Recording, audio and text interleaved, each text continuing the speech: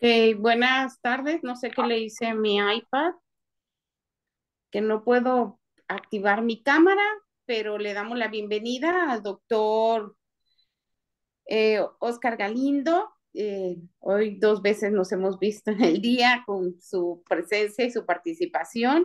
Para mí es un gusto que estén todos ustedes aquí reunidos para poder escuchar esta conferencia que ofrecemos al APSA Región México y que hoy nos honra con su presencia el doctor Oscar Galindo Vázquez.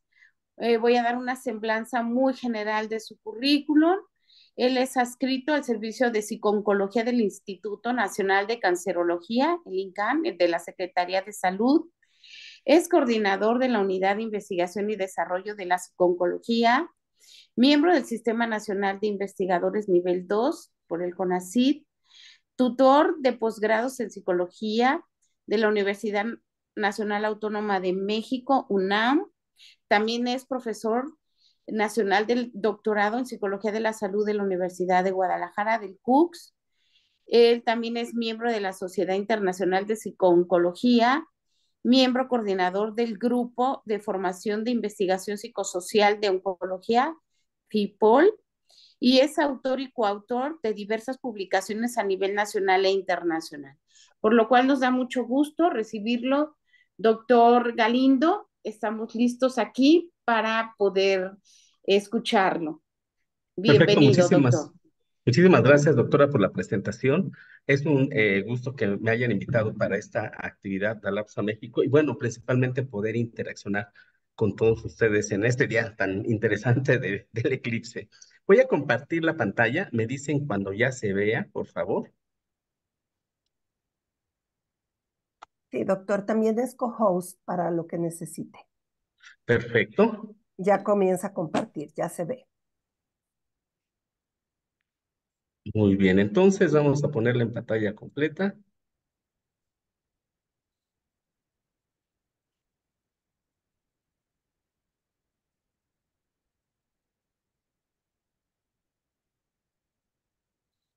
A ver, déjame ver.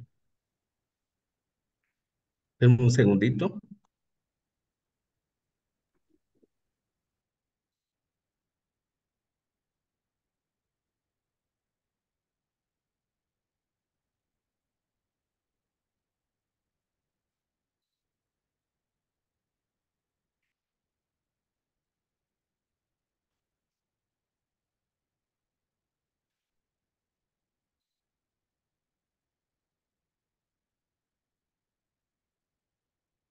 Parece que ya se ve como pantalla completa. Perfecto. Muy bien, vamos a iniciar. Pues como bien comentaron las doctoras, yo soy el doctor Oscar Galindo del Instituto Nacional de Cancerología. Vamos a hablar un poco sobre algunos datos como eje transversal. ¿Y por qué hablamos como eje transversal? Porque desde hace varios años, y eso es una iniciativa del INCAN, la psiconcología y en específico la salud mental es una parte relevante durante los diferentes procesos de atención a la salud. Algunos de ellos vamos a verlos a continuación. Perfecto. Muy bien, vamos a empezar hablando rápidamente sobre estos cinco pilares asociados a la salud y enfermedad. Como todos sabemos, diferentes condiciones coadyuvan para que permanezcamos sanos, perdamos nuestra salud, la recuperamos o incluso tengamos una muerte prematura, como se ve en este diapositiva. Entonces, como vemos, el continuo salud-enfermedad, incluyendo el área de oncología, implica que las personas tengan un horizonte preclínico, un horizonte clínico, pero principalmente en el caso de enfermedades crónicas como el cáncer, la posibilidad de una muerte prematura y probablemente niveles de discapacidad. Estos datos muy interesantes del Foro Económico Mundial, ¿qué es lo que nos muestran? Fíjense, en color verde, a nivel mundial, nos muestran una proyección a 2035 de cómo se espera que vayan desarrollándose los casos nuevos de cáncer a nivel mundial. Pero vemos también en color azul y en color rojo que este crecimiento no es homogéneo, al contrario, vemos que el crecimiento de los casos de cáncer proyectados a 2035 no son tan prominentes en países desarrollados, a diferencia de países en vías de desarrollo. ¿Ok? Vemos en color rojo que países en vías de desarrollo como México o algunas otras economías van a presentar un mayor incremento de diferentes patologías oncológicas.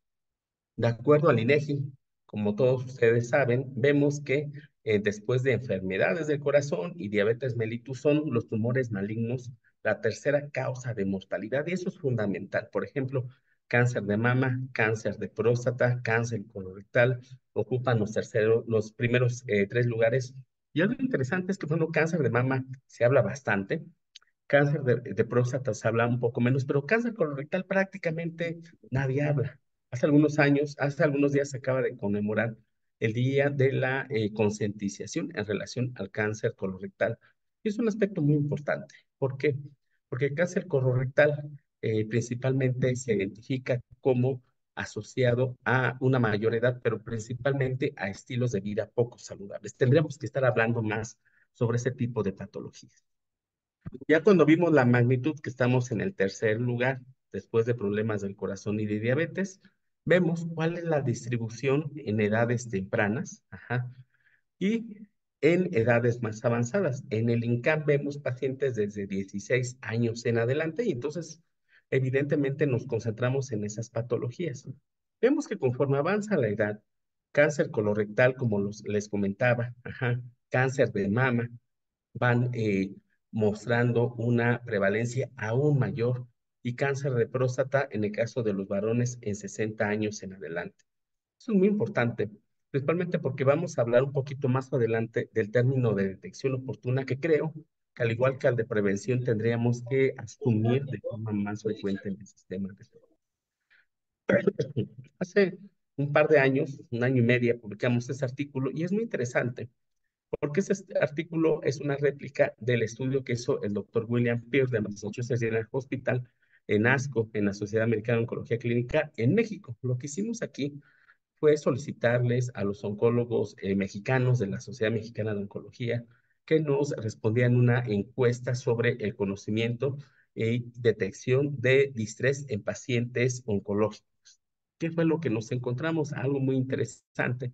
Es que buena parte de los oncólogos médicos identifica el distrés. La mayor parte de ellos no los identifica como forma sistemática, no utiliza un instrumento, sino más bien utiliza preguntas. Pero algo interesante es que cuando les preguntamos cuál de los siguientes aspectos puede afectar el malestar emocional, ellos identificaron principalmente adherencia a tratamiento, calidad de vida y severidad de los efectos secundarios. Entonces, parece ser que los oncólogos mexicanos sí identifican una afectación en estos tres elementos que son básicos, ajá, en los pacientes con cáncer mexicanos, ¿ok?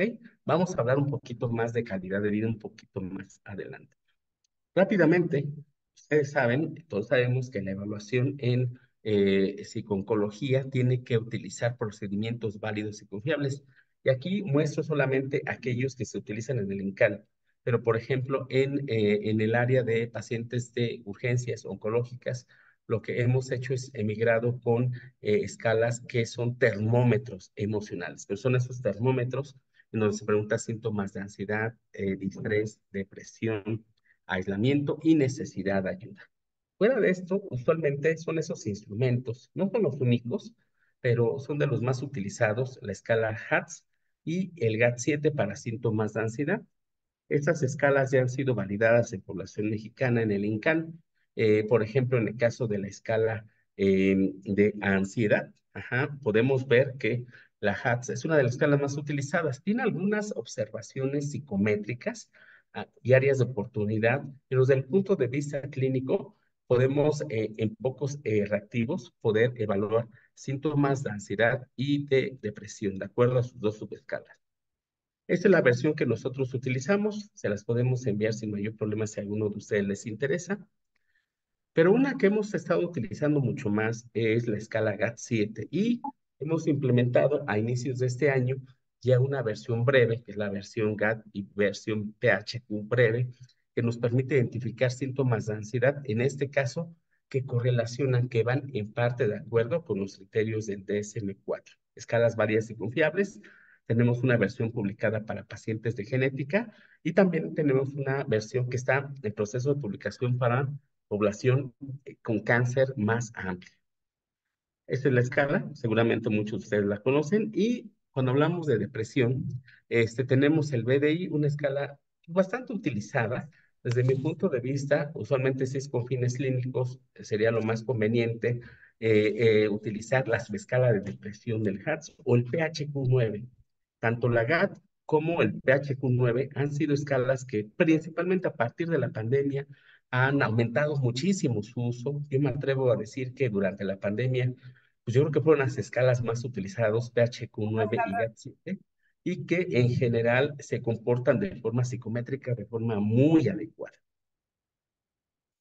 Muy bien, esa es la versión de la HAT que nosotros utilizamos y la versión PHQ-9, que por cierto, tanto PHQ-9 como GAT-7, en sus versiones tradicionales como en sus versiones breves, han sido principalmente recomendadas por las guías de la práctica clínica de la NCCN, que son como, quien conoce esta área, la NCCN son como con una red de colaboración en donde se deliberan y generan guías clínicas para la evaluación, detección y tratamiento, no solamente de aspectos de salud mental, sino también de oncología.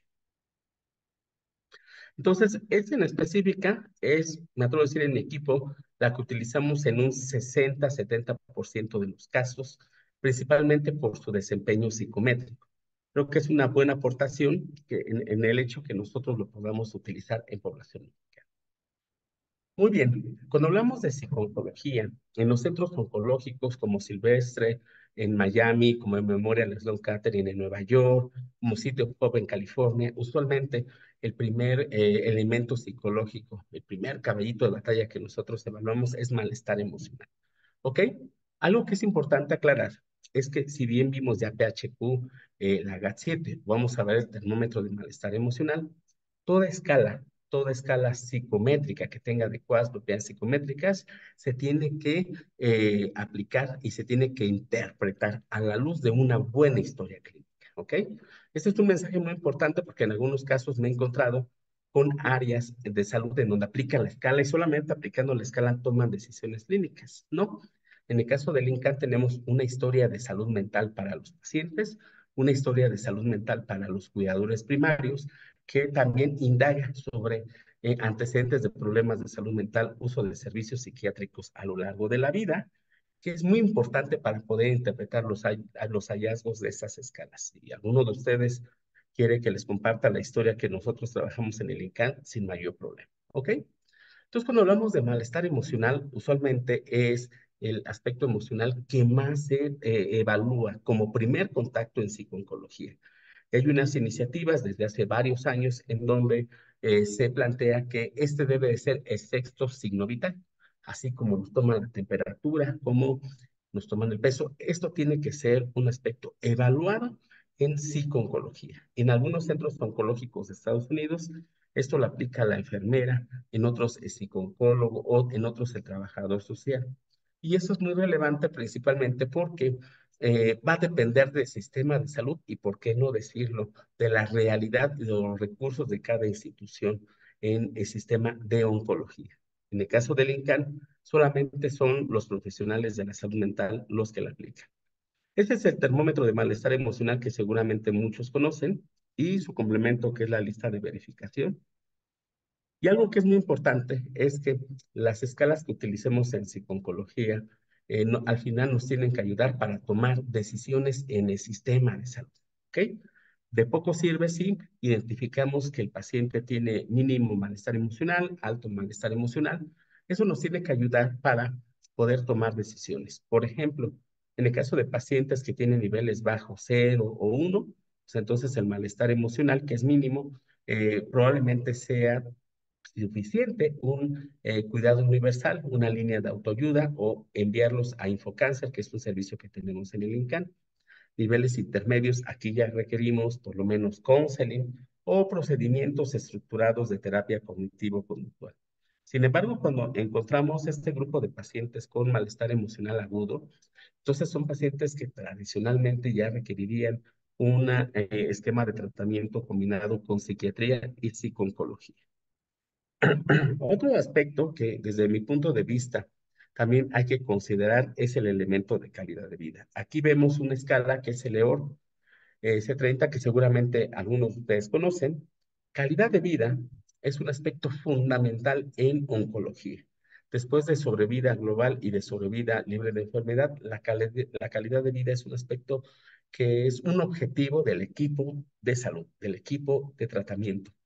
La calidad de vida, sabemos que no es una variable médica, al contrario, es una variable totalmente multidimensional. Por ejemplo, estado físico general de salud, ambiente familiar y social, estado emocional o capacidad de funcionamiento personal. Este solamente es un ejemplo, el FACIT-G, por ejemplo, pero también tenemos el EOR, que es el que vimos anteriormente, y esas escalas usualmente son las escalas que se utilizan alrededor del mundo para poder evaluar este constructo que es tan importante y que principalmente se han considerado para poder evaluar los desenlaces de intervenciones psicosociales. Algo que es importante recordar es que cuando utilizamos una intervención psicosocial, usualmente es el factor, por ejemplo, de estado emocional o el factor ambiental, familiar y social, los que tienen mayor sensibilidad y los que captan de mejor manera las intervenciones en psicooncología. Utilizamos principalmente fórmulas muy sencillas cuando utilizamos la evaluación uno a uno, un paciente para ver los efectos de una intervención. En el caso de tener un grupo mucho más grande, pues sabemos que podemos utilizar análisis estadísticos dependiendo del diseño que nosotros estemos utilizando. Muy bien, pero ¿cuál es del INCAN? Ajá, aproximadamente la prevalencia de síntomas de ansiedad. Estos datos son de 705 pacientes del Instituto Nacional de Cancerología evaluados con la GAT-7, ojo, con la escala de ansiedad GAT-7, y lo que nosotros podemos identificar es que, por ejemplo, si bien tenemos 58% de sintomatología mínima, 26% leve, tenemos un 16% de sintomatología moderada severa, que esto sí ya requerirían una interconsulta con un servicio de salud mental. Es un aspecto muy importante, principalmente porque si no tenemos la magnitud del problema, pues entonces es sumamente complicado poder identificar y desarrollar servicios al interior de los sistemas de oncología. En el caso, de síntomas de depresión, también en estos 705 participantes, podemos observar sintomatología mínima en 54%, leve en 26%, pero identificamos en aproximadamente 20% sintomatología de moderada a severa. Más o menos 2 de cada 10 participantes, 10 pacientes en el INCAN, presenta este nivel de sintomatología de moderada a severa, que ya requerirían ser evaluados por algún profesional de la salud mental. Eso es importante porque hasta hace algunos años en muchos centros oncológicos los problemas de ansiedad o de depresión eran normalizados, pero hoy, desde mi punto de vista, esto ha cambiado gradualmente, principalmente por el fortalecimiento de los servicios de salud mental en las áreas de oncología y, por qué no decirlo, por la mayor sensibilización de esta área respecto al resto del equipo de salud. Hoy las enfermeras, los médicos, los trabajadores sociales, me atrevería a decir que ven con una perspectiva diferente buena parte del equipo de psicooncología, identificando que esto es parte esencial del tratamiento, por un lado, y por el otro, los tratamientos que se dan. Por ejemplo, todos tenemos muy claro en esta área que las intervenciones en psicooncología tienen que ser basadas en evidencia, principalmente terapia cognitivo-conductual, pero en los últimos años se ha ido generando evidencia al interior del instituto para terapias como terapia de dignidad, terapia centrada en el sentido, activación conductual, por citar algunos que ya se están implementando en el INCAN y que es al final un beneficio para nuestros pacientes. Ahora hablando de calidad de vida, esta es una gráfica de 504 participantes, son diferentes a los anteriores, evaluados con escala FACIT-G. Los FACIT-G son como un conjunto de escalas de Estados Unidos. Y ustedes deben de saber de que en Estados Unidos hay un grupo que son los FACIT, en Europa hay otro grupo que son los EOR. Para utilizarlos en México se pide autorización, se validan las escalas, pero utilizar un FACET o un EOR, pues prácticamente son escalas que se utilizan alrededor del mundo, válidas y confiables. Eso tiene su procedimiento metodológico en nuestro país, pero principalmente son escalas que se diseñaron específicamente para poder evaluar calidad de vida en pacientes con cáncer. Eso es muy importante. Hace algunos años, probablemente 10 años, se utilizaban todavía algunas escalas de calidad de vida que no eran específicas con cáncer. Hoy, mi equipo y otros equipos también del INCAN, me atrevo a decir que hemos validado pues, alrededor de unos 25, 27 escalas de calidad de vida, módulos específicos de calidad de vida para pacientes con cáncer. Eso nos da una realidad totalmente diferente para poder detectar esta afectación.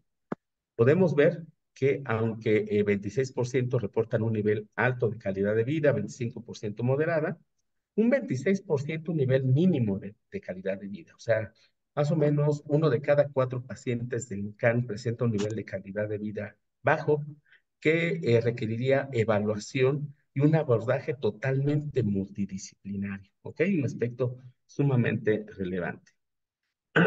Cuando hablamos de la transversabilidad de los servicios de psicooncología, esto no solamente empieza en el tratamiento, esto empieza desde la prevención con objetivos claros como la identificación y modificación de creencias, como conductas de autocuidado, estilos de vida. Ojo, y aquí hay un aspecto muy importante, destaco un aspecto muy importante. Hace algunas semanas se presentaron estos datos en el Instituto Nacional de Cancerología, en donde algo que destaca, por eso me regreso un poco en la prevención, hasta, si se hace prevención, se pueden reducir hasta 40% de muertes vinculadas con el cáncer, ¿ok? De 30 a 40% de todos los tipos de cáncer pueden prevenirse al modificar factores de riesgo muy específicos, ¿ok? ¿Y esto qué nos provee en un sentido de prevención? Una oportunidad más costo efectiva en el largo plazo al minimizar el sufrimiento, salvar vidas y gestionar eficientemente los recursos. En México, un aspecto fundamental se refiere a las intervenciones de prevención y detección temprana, ajá, que desafortunadamente aún son escasas, ¿ok? Y no solamente son escasas, un reto es poder mantenerlas, aumentar su número, pero principalmente conservar un seguimiento a lo largo del tiempo de calidad para poder eficientar los recursos que se están destinando para esta población en el escenario de prevención. Muy bien, y ahora vamos a la parte de detección oportuna. Ajá. En el caso de la detección oportuna, evidentemente uno de los objetivos es la educación sobre la enfermedad dirigido a los pacientes y algunas técnicas que se recomiendan son las técnicas de relajación, apego al tratamiento, comunicación y autocuidado. Y eso es relevante porque también presentados hace algunas semanas, en el caso de la prevención, es uno de los componentes esenciales para el control del cáncer. Pero aquí se agregan otros constructos, ¿ok? El diagnóstico temprano y el tamizaje, ¿vale? Principalmente porque si acentuamos y consolidamos estos dos, estos se van a generar en programas más costo efectivos, menos complejos y menos caros. Ujú. En el caso del diagnóstico temprano, importante reconocer la presentación sintomática del cáncer en los pacientes. Y esto a veces no es sencillo, como en algunos procesos oncológicos como cáncer colorectal. En el caso del tamizaje, detectar cáncer en personas asintomáticas y aparentemente sanas. Esto puede cambiar totalmente la perspectiva de la población que está en riesgo. Ajá. Resultan mejorías. ¿Cuál es su impacto? Pues resultan mejorías tanto en la etapa clínica de presentación como en el tiempo de supervivencia. Y evidentemente algunas áreas de oportunidad, algunos retos es esta fragmentación en los sistemas de salud que todavía se presenta en nuestro país, en donde la calidad es heterogénea, las características de los equipos de salud también es heterogéneo y que principalmente esto pone en riesgo pues, la salud poblacional de los mexicanos. En el caso del diagnóstico, uno de los objetivos principales es identificar creencias irracionales y, en su caso, pensamientos reales basados en evidencia. Algunas de las recomendaciones es reducir síntomas como miedo, como ansiedad y estrés, promover sensación de control, afrontar la situación y resolver los problemas. Un aspecto aquí importante, como les comenté, es nosotros en el INCAN tenemos una historia de salud mental, ¿vale? Un aspecto importante es, cuando el paciente es diagnosticado, tenemos que evaluar de forma retrospectiva su historia de salud mental, principalmente porque aquellos pacientes que antes del diagnóstico tenían problemas de violencia en casa, ya habían tenido eventos de depresión, de ansiedad, consumo de sustancias, poco apoyo social, evidentemente a partir del diagnóstico esto puede llegar a complejizarse y afectar variables claves como la calidad de vida o la adherencia al tratamiento o la comunicación médico-paciente. Entonces, si con oncología tenemos dos cuestiones claves. Una, ser expertos en los diferentes ciclos de vida del paciente y la otra que se recomienda es evaluar de forma retrospectiva a nuestros pacientes para saber si de forma retrospectiva ya presentaba adversidad psicosocial, porque esto pudiera predecir la adaptación psicosocial del paciente a lo largo del tratamiento. Muy bien, en el caso de dificultades físicas y funcionales, uno de los objetivos evidentemente es la psicoeducación, algunas estrategias para trabajar la sensación de pérdida de control y el manejo de las emociones, fomentar un afrontamiento adaptativo y algunos otros procedimientos como el entrenamiento, relajación y control de síntomas. En el caso de el INCAN, durante la pandemia de COVID-19, el INCAN nunca cerró, el INCAN nunca emigró totalmente a un hospital COVID, aunque tuvimos también nuestra unidad COVID, muchos de esos tratamientos emigraron a ser virtuales. Un porcentaje, ya no es el mismo porcentaje de durante la pandemia, pero un porcentaje aproximadamente de 20% sigue siendo tratado de forma virtual. Principalmente pacientes que no tienen ideación suicida, conductas suicidas, no son pacientes agitados, tienen niveles de moderados a bajo de ansiedad y de depresión, que tienen acceso y conectividad a Internet. Tenemos varios criterios para poderlos enrolar en este grupo. Y finalmente la supervivencia. En el caso de la supervivencia, si me permiten, es una población sumamente importante, sumamente interesante, de la que hasta hace poco tiempo se hablaba. Hoy en el INCAN, por ejemplo, tenemos un reporte sobre el registro de supervivientes de cáncer que nos indica que poco más de la mitad de los pacientes supervivientes presentan fatiga, miedo a la recurrencia y afectación cognitiva. Esos son los principales efectos y eso se tiene que hablar, porque hasta hace pocos años muchos de nuestros pacientes decían, es que yo tengo afectación cognitiva, doctor, me cuesta dificultad concentrarme, desarrollar una idea, poner atención, y a veces se les estigmatizaba, ¿no? Entonces, es importante saber que esta población presenta afectaciones, presenta secuelas, principalmente entre los primeros 3 y 5 años, y los más importantes es el miedo a la recurrencia, la fatiga y las afectaciones cognitivas. Variables que nosotros trabajamos evidentemente es el afrontamiento, un aspecto que tenemos que identificar principalmente en el caso de pacientes que están en el diagnóstico y en el tratamiento con expectativas, o de si no altas, moderadas de recuperar su salud, pero principalmente porque un afrontamiento dirigido a la emoción, caracterizado por desesperanza, por ejemplo, puede ser un factor de riesgo para una adaptación durante el tratamiento. Algo que comenté hace rato fue el aspecto respecto a la adherencia, ¿no? Un aspecto muy importante es que no confundir la adherencia con el apego. Ajá. Teóricamente el apego es que el paciente haga lo que el equipo de salud le indique que realice, hacerse un estudio, meterse a una dieta, tomar un medicamento. Pero en relación a la adherencia, no solamente es eso, la adherencia es que el paciente se le dé información, una, dos, se le resuelva sus dudas sobre esta información que se le dé, identifique objetivos, riesgos y beneficios, pero principalmente que el tratamiento o el estudio que va a llevarse a cabo sea un consenso entre el equipo de salud y el paciente. Entonces vemos que es un verdadero reto. Y aquí vemos factores que afectan la adherencia en oncología y prácticamente la mayoría tienen una connotación psicosocial. De- Desde la, desde la depresión, que es un aspecto importante, ajá, hasta los problemas psicológicos, deterioro cognitivo o enfermedad asintomática, ¿vale? Muy bien. Aquí vemos algunos elementos de adherencia, la interacción del paciente con el sistema de salud, la interacción con el médico con el sistema de salud, que pueden implicar que esta se presente en una mayor cuantía como afectaciones durante el tratamiento. Para ya ir cerrando, un aspecto muy importante son los cuidadores primarios informales. Los cuidadores primarios informales, ustedes lo saben, son una pieza clave en el sistema de salud de prácticamente cualquier país. Y en el caso de México, los cuidadores primarios informales llevan a cabo tareas diversas para las cuales nadie está preparado. Si yo les pregunto a ustedes, si a alguno de ustedes les ha llegado un correo, un WhatsApp, que tienen 33% de ser cuidados primarios, me van a decir que no. Lo cierto es que muchos de nosotros ya fuimos cuidadores, somos cuidadores o vamos a ser cuidadores de nuestras parejas, papás o abuelos en algún momento de nuestras vidas y nadie nos ha avisado.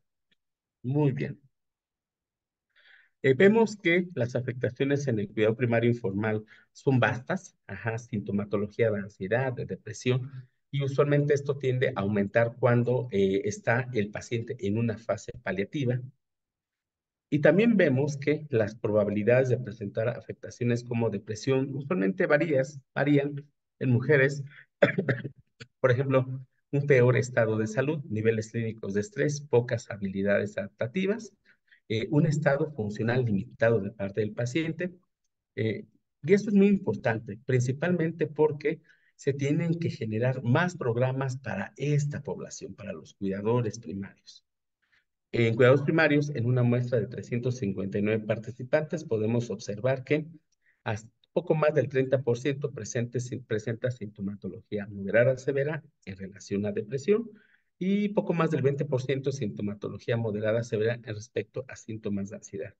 Estos, acuérdense que no son pacientes con cáncer, son cuidadores primarios, pero si vemos estas gráficas, prácticamente se está comportando la sintomatología como una población clínica. Ajá. ¿Y por qué se presenta como una población clínica?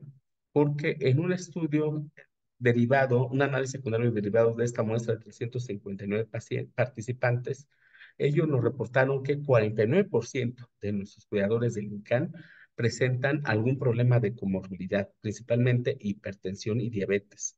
Y seguramente es más del 49% porque habrá cuidadores que no han sido diagnosticados, pero también presentan una comorbilidad. Esto nos indica que, pues básicamente, muchos de nuestros cuidadores son pacientes cuidando a otros pacientes, en este caso sobrecarga, alrededor de 10%, recordando que para sobrecarga se requiere no solamente terapia psicológica, cognitivo-conductual, sino usualmente los programas que mejor funcionan son los programas multidisciplinarios. Perfecto.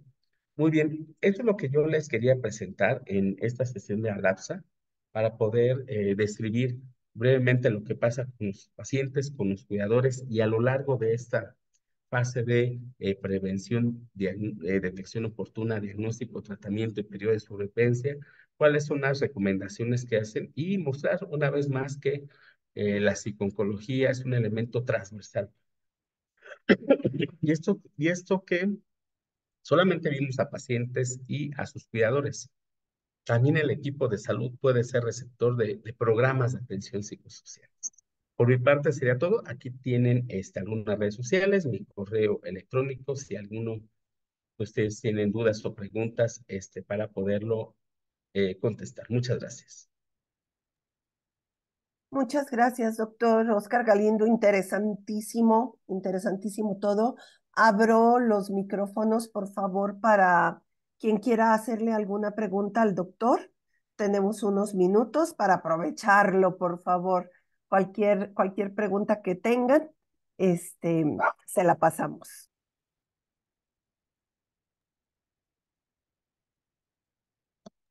Adelante, Cristian. Hola, buenas noches. Mucho gusto. Saludos desde Honduras.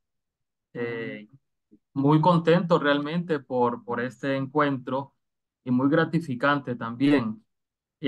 Prácticamente la consulta que tengo está más orientada quizás como a la intervención psiconcológica, pero quizás partiendo de algún postulado básico, quizás alguna recomendación general en el caso de la intervención grupal, por ejemplo, a usuarios oncológicos.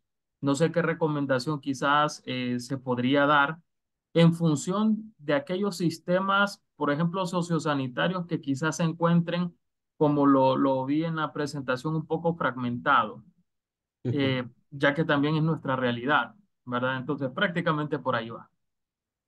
Perfecto, muy interesante, Cristian, tu pregunta y qué bueno que nos acompañas desde tu país. Recomendaciones básicas. Una es, por ejemplo, identificar si es intervención grupal, si esa intervención grupal la va a dar un profesional de la salud directamente, de la salud mental, porque todavía Ujú. en México algunas intervenciones grupales las dan, vamos a decirlo así, voluntarios, pero que en todo caso tienen que ser voluntarios supervisados por un profesional de la salud mental. ¿Ok? Entonces, definir eso. Yo recomendaría algunos aspectos adicionales. Primero, como todo indica, es cuál es el objetivo de la intervención grupal y justificar por qué grupal y no individual. Muchas de las veces es por factibilidad, la verdad. La otra es tratar de homogenizar necesidades y características de los participantes. Ajá. Eso todos lo sabemos desde la psicología clínica, ¿no? Tenemos un paciente, un grupo de pacientes con sintomatología de depresión, pero agregamos a un paciente que tiene ideación suicida o depresión más intensa y esto puede generar un poquito de resonancia emocional en el resto. Entonces, homogenizar por diagnóstico, por características, pero también por nivel de sintomatología.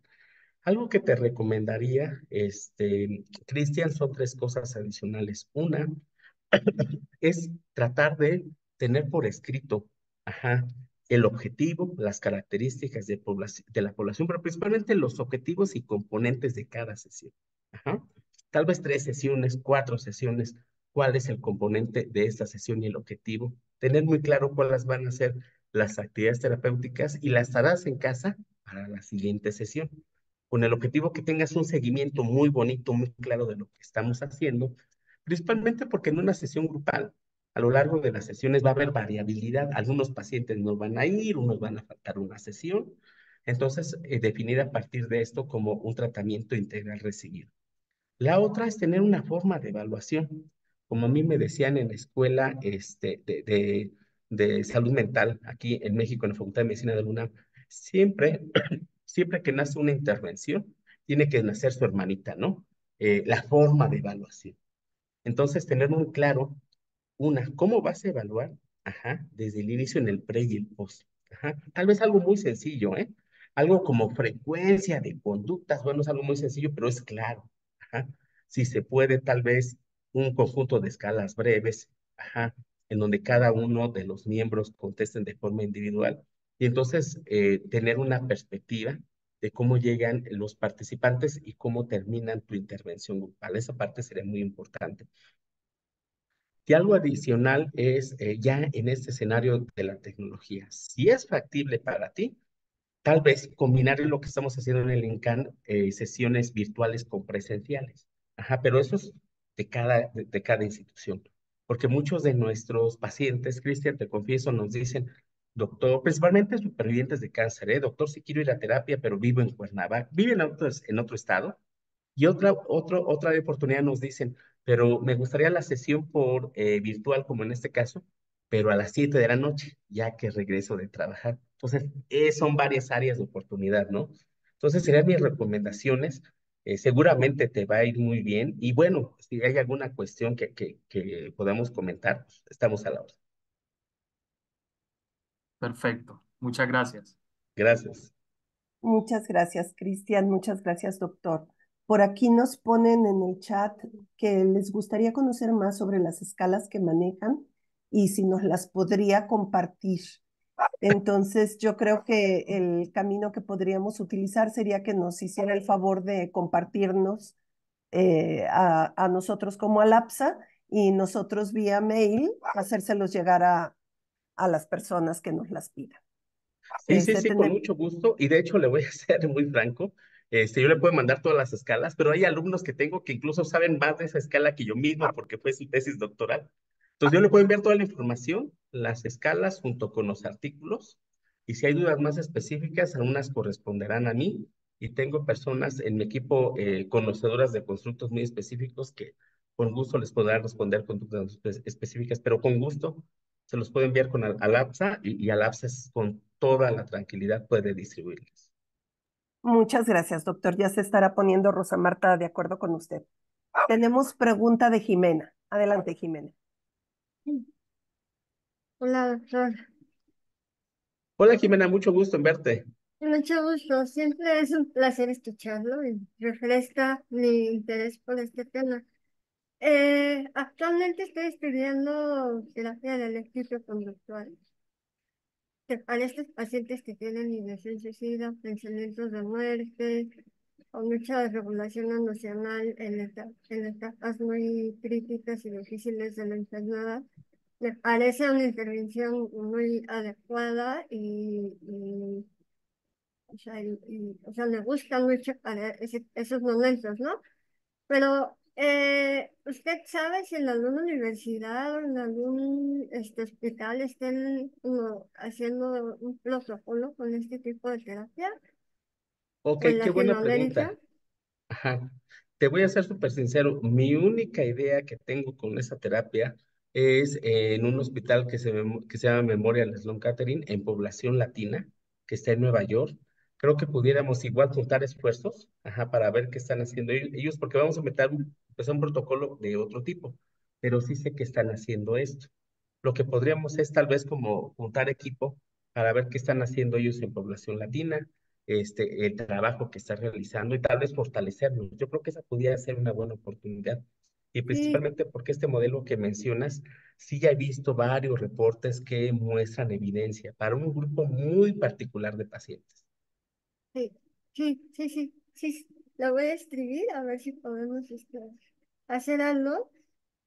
Justo, o sea, en ese momento, las áreas de oportunidad que les comentaba hace un ratito a los colegas, pues es difícil, ¿no? Como de implementar, entonces me interesa saber la manera en cómo lo implementan y lo ajustan a las necesidades de los pacientes.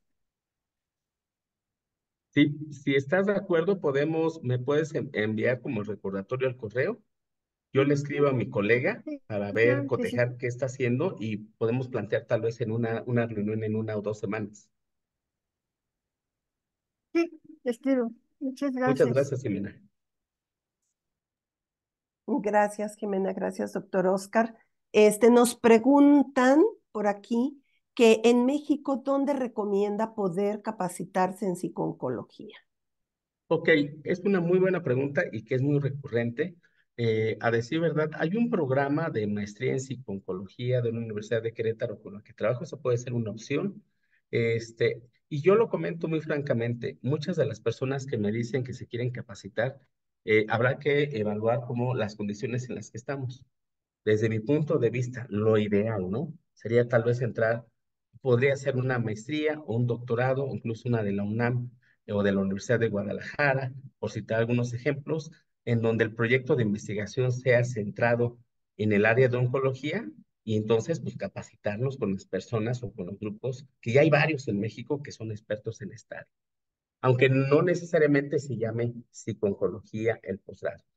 Otra posibilidad, y eso lo hablo muy abiertamente, tengo muchos colegas que dicen, quiero capacitarme, doctor, pero bueno, trabajo o no tengo tiempo completo para poder dedicarme a esto. Entonces, una sugerencia sería, de forma consistente, tomar actualizaciones o cursos con instituciones reconocidas, ¿no? Por ejemplo, ALAPSA, Instituto Nacional de Cancerología, o las universidades que muchos de nosotros conocemos que usualmente sacan oferta académica en cursos de actualización. Otras posibilidades pudiera ser en línea, aunque tal vez las áreas de oportunidad de estas es que la mayor parte de la práctica clínica pues permanece en esta misma modalidad. Entonces, usualmente un área de oportunidad es la práctica clínica cara a cara.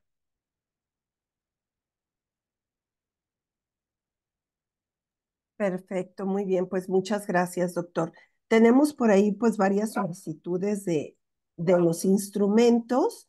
Me voy a permitir aquí en el chat, estoy poniendo el correo de Alapsa, alapsa.mexico@gmail.com, para que nos hagan el favor de escribirnos y con el material que nos haga el favor el doctor Oscar de enviarnos también, poder hacer esta distribución de materiales, si les parece. Y pues Sí, por bueno, supuesto. sí, Sí, por sí, supuesto, les enviaremos las escalas, los artículos de las escalas, y exacto. por supuesto va a haber preguntas sobre calificación sobre el constructo. Esas serían preguntas que yo sí sugeriría que ya nos escriban directamente en el caso que las subiera. Claro, perfecto.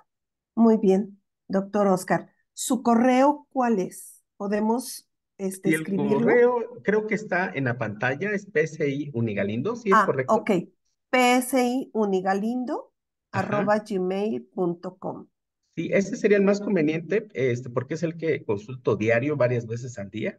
Entonces, sí, sí les recomendaría si hay alguna duda, en específico. Si me llega un correo a las 10 de la noche, no creo que lo responda a las 10 de la noche, pero procuraré al otro día responderlo.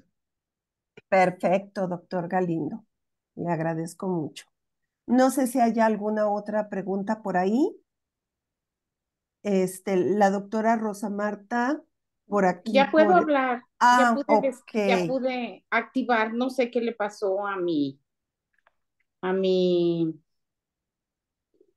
mi, tu aparatejo. a mi aparato, pero bueno, por lo menos me pueden escuchar.